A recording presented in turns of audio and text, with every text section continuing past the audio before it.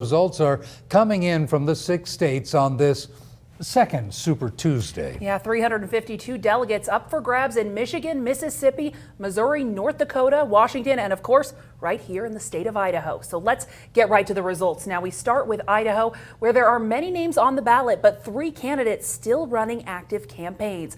Joe Biden, Bernie Sanders, and Tulsi Gabbard. Now who is currently in 7th place. Now Elizabeth Warren, although she's no longer running an active campaign, also getting some of those votes. Now, there's also a Republican Idaho primary, and it's not much of a horse race. Donald Trump dominating the primary, 94% of the votes so far, 2% for William Weld, the former governor of Massachusetts. And here is a quick look at the leaderboard for the Constitutional Party and for their presidential candidates. And we have team coverage of the Idaho primary. CBS 2's Scott Logan, Trevor Fay, and Erica Lee, as well as our Sinclair senior political correspondent, Scott Thuman, all standing by to give us minute-by-minute details of tonight's vote. We're going to start it off tonight with CBS 2's Scott Logan, who's live at Biden's headquarters. I am at Biden headquarters on the bench in Boise, where they have been watching the returns. They're excited with the momentum that they're seeing. Notice some of them are wearing aviator glasses, sunglasses. That's sort of a trademark of the former vice president. But remember, in 2016, it was a Democratic primary caucus, and Bernie Sanders handily defeated Hillary Clinton at the time. But I spoke with some Bernie Sanders supporters just a little while ago, not far from here. Let's hear what they had to say. Are you disheartened? No, I'm not at all. I was a part of his 2016 campaign, and this whole campaign is really about moving the conversation, and I think we're doing that. And you see all of the other candidates that were running this year, minus a couple of them, have adopted parts of his 2016 messaging.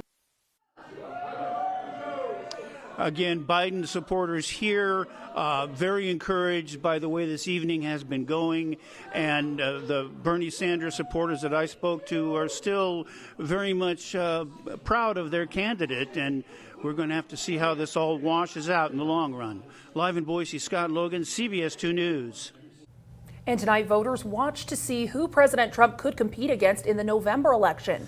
Yeah, continuing our team coverage, CBS 2's Trevor Fay joins us live from a Republican Party gathering. Trevor.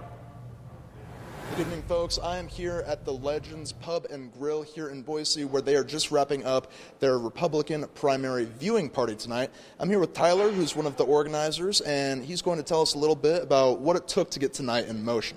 So, Tyler, if you could kind of explain your role in all of this. Yeah, absolutely. So we contacted all of the interested parties from Ada County, Candy County, and larger Treasure Valley, and it was a great turnout. You know, there was a lot of excitement. People were here really early. We had great support from the Ada County Republicans and the state party, which is what I'm with. And I was really not expecting this much excitement, but people were pretty ramped up pretty early, and that was good.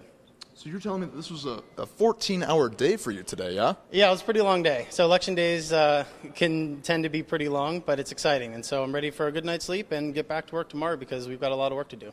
Anything you want to say to the fellow Trump supporters out there tonight? Thank you. You know, we couldn't have done it without you, and we definitely need your support in the general election as well. So don't lose that enthusiasm. All right, folks, there you have it. And just to wrap up, Trump has won the Idaho Republican primary, and we'll be having more info for you further along in the campaign trail as this election progresses. This is Trevor Fay reporting live in Boise for CBS 2 News. Trevor, thank you. The votes from Ada County are being counted right now at the elections headquarters. Yes, and CBS 2's Erica Lee joins us live at a look how it's going. Erica? Brett, yes, the votes from Ada County are being counted, and right now I'm here with Phil McGrain. He is the Ada County clerk, and I'm just going to ask you, what is the most surprising thing from the results that you've been learning so far? There have been 72 out of the 151 precincts counted. Yeah, as you can see, we've got a little over half the precincts have come in and we've got results reporting. One of the great things we're seeing is turnout. So far, for a primary election like this, turnout is above what we actually initially expected. So that's a great sign to see so many people came out and voted.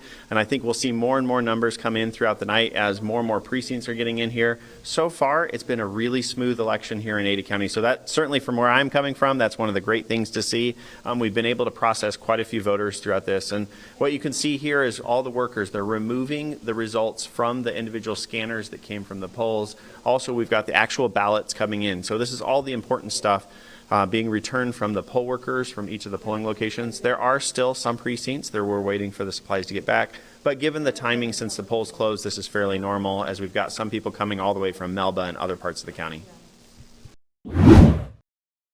Treefort is a huge event for Boise, bringing in music lovers from all over. I talked to event organizers this morning and they say the festival is still on. But we did receive some messages and comments online from people who are concerned about the spread of the virus with confirmed cases in surrounding states like Utah, Washington, and Oregon. So I asked the question, should Treefort be canceled?